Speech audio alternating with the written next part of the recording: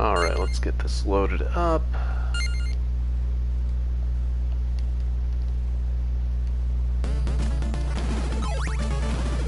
Wow, what a place to get started back up. Okay, gonna pause this just a second. Okay.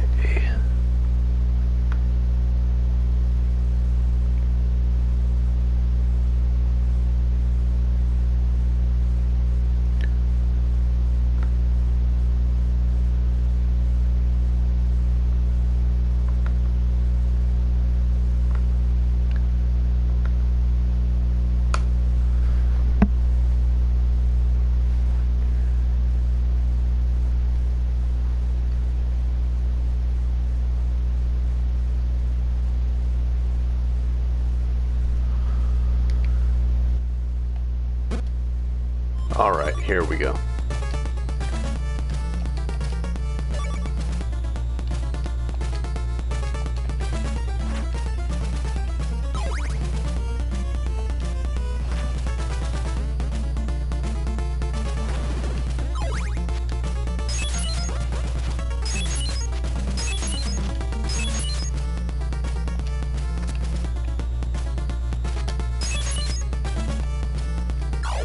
Ah, crap. I get the feeling that is going to be happening a lot.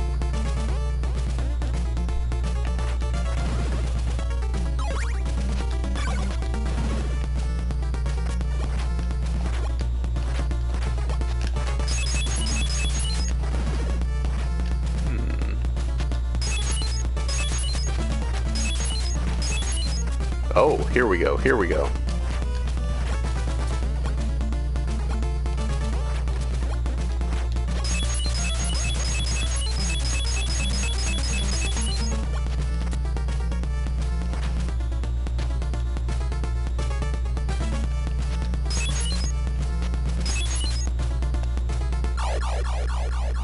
Simon knew. You can't just keep questing. Hey, what's up?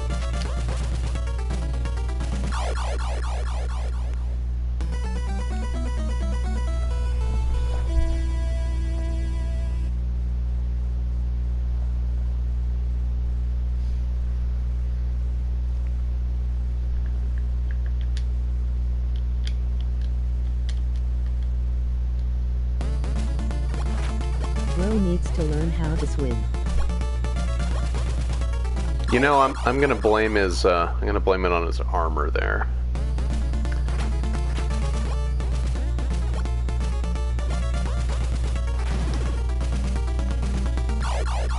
Oh, this is a bad place to be, I think.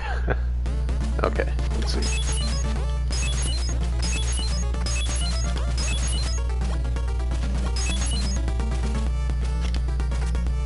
Okay, let's get over. Okay, okay, he's back.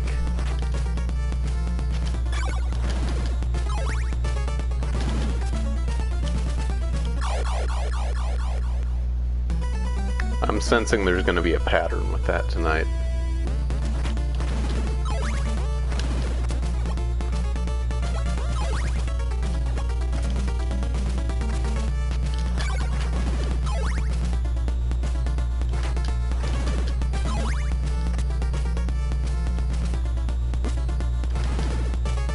What's funny is I remember this being one of the easier Castlevanias. But I think we had a lot more tolerance for that when I was a kid for some reason. Okay, let's see.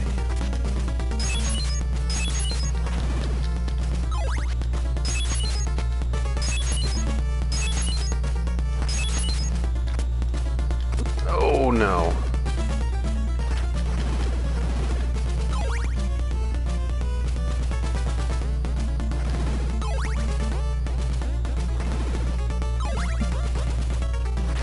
For some reason, I'm recalling the Pointer Sisters song, Jump for My Love.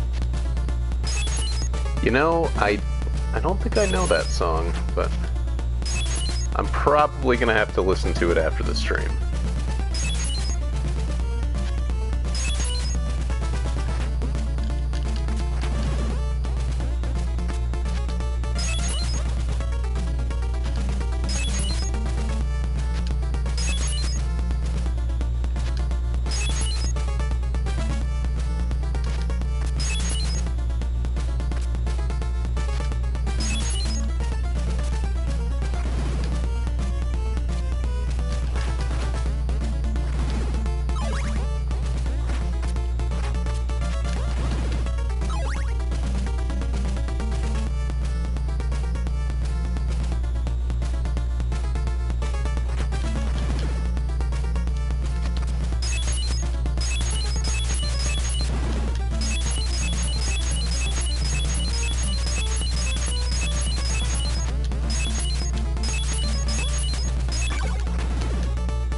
It's one of those great 80s songs that get you hyped to move.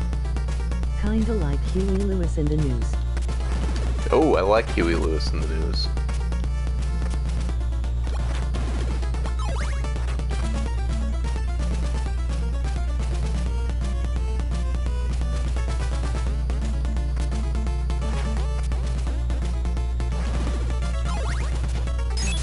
Yeah, I've heard a little bit of the Pointer Sisters stuff, but I can't place it specifically.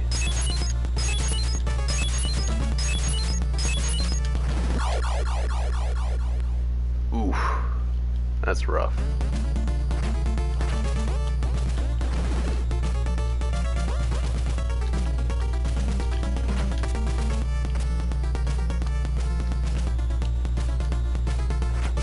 Three black chicks singing.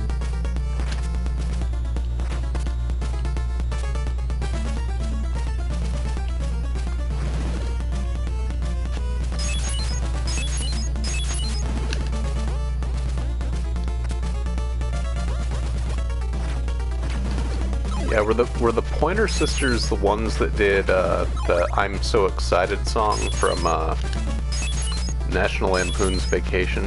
Because I know that one.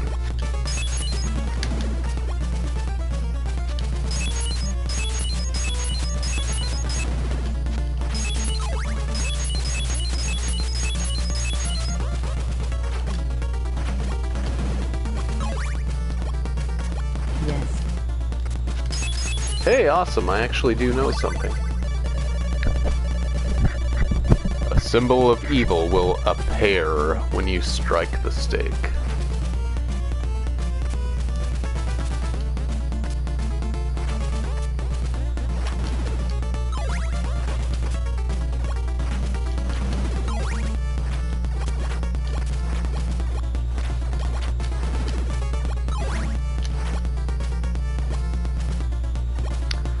Yeah, NES translators knew how to spell about as well as I did in 1988, and I was literally a baby.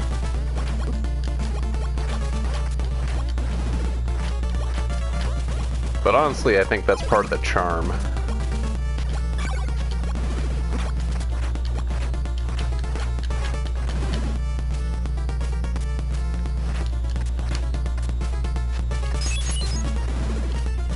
Like, modern games might have really good localizations, but I don't know, there's just something really interesting about seeing something that...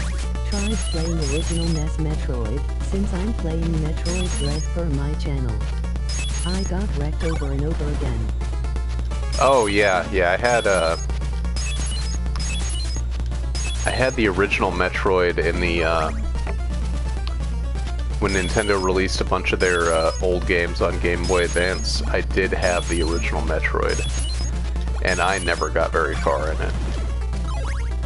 Super Metroid and Metroid Prime are the only Metroids I've done very well in at all.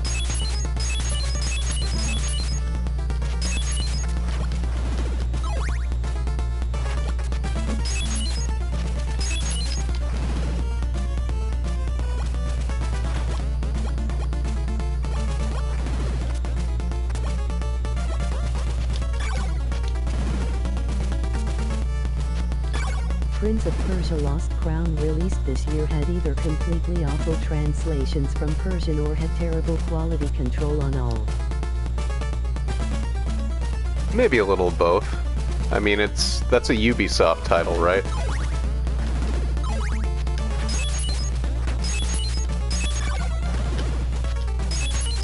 Which is really sad to say because, I mean, overall the Prince of Persia games are really, really good games.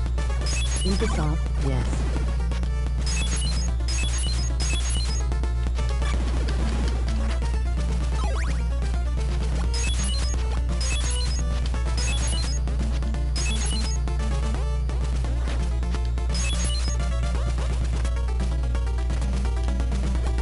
Oh, that's kind of brutal right there.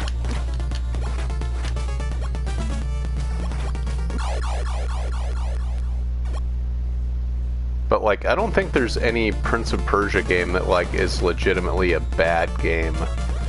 Except for maybe Prince of Persia 3D, but I haven't played that one. I just remember seeing it at like Circuit City. The game was great in every other way. I had frame rate issues on Switch, but it's probably great on PlayStation. Yeah, I'll have to check that out at some point. As much as I don't really like giving Ubisoft my money, but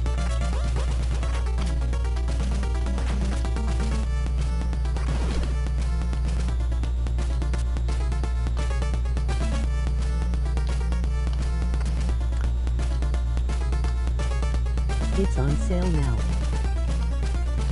yeah, I'll have to check that one out for sure.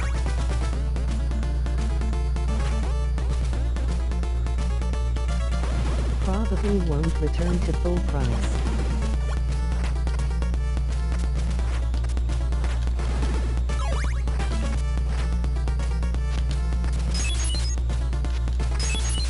Okay, so go to the very edge. There we go.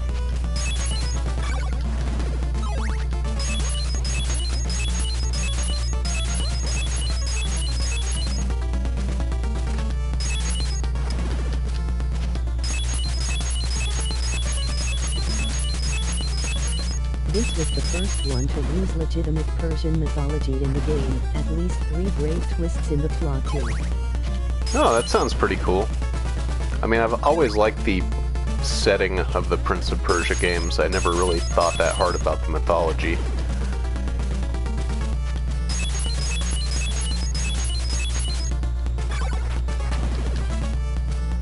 But I wish there were more games that had kind of that, like, just general, like, Arabian Nights kind of setting.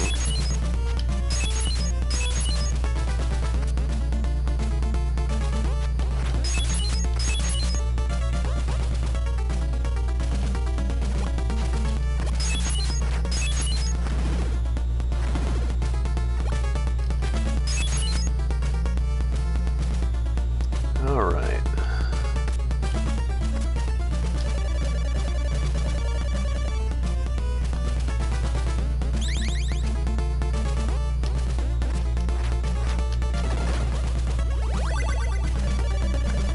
Destroy the curse and you'll rule Brahm's mansion. Okay. Also, fun little probably fact. I don't remember if this was ever confirmed, but it would make too much sense for it to not be like that. In the original Silent Hill, Sybil Bennett is from the Brahms Police Department. So there is another town named Brahms and another Konami game. So I think it's reasonable to assume the two, you know, one is a reference to the other.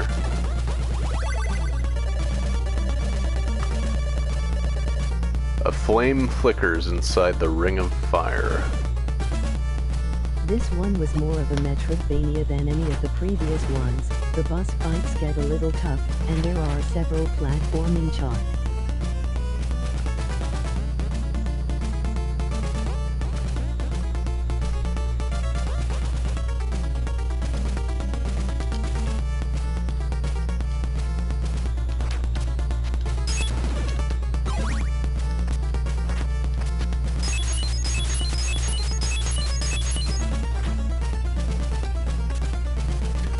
Oh, that was bogus.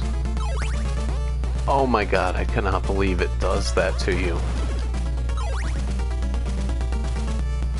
Silent Hill 2 got me to start buying PlayStations, had to play in the dark and beat in your hand, radio static, great.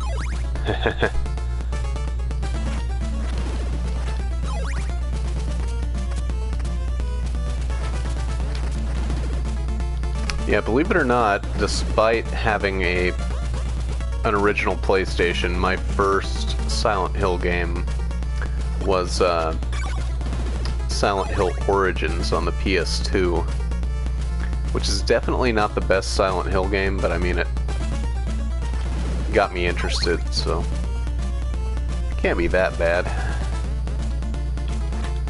Although the fact that the main guy in it carries around like 50 toasters in his pants to use as like one-time use weapons is pretty funny.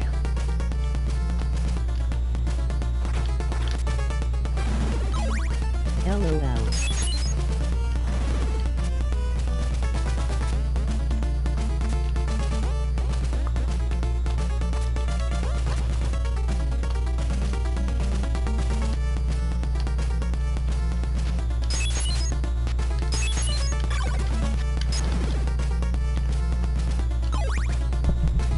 Yeah, I would say the biggest split you'll find in the Silent Hill fan base outside of whether games after 4 are any good is whether you prefer the like more psychological, like personal stories, or if you like the Silent Hill cult stories more. And I tend to lean toward the cult stories more. That's just my preference. So I think 1 and 3 I like a little bit more than I like 2.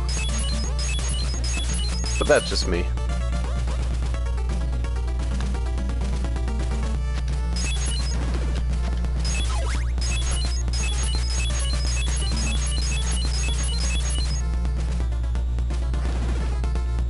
I only played the second game. It's definitely worth checking out the other ones.